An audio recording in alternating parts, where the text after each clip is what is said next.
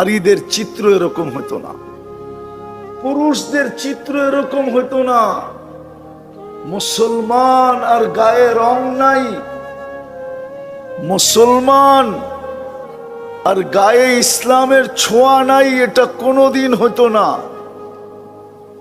উম্মতে মুহাম্মাদি আর মুহাম্মদুর রাসূলুল্লাহর রং নাই, এটা কোনোদিন হতো না। শুধু হয়েছে এই জন্য চিনি না দেখা, জানি না দেখা। তো যেটা আমি বুঝাইতেছিলাম, আল্লাহ বলে তুমি তোমাকে দামি বানাও, আমি তোমাকে কিনবো জান্নাতের বিনিময়ে।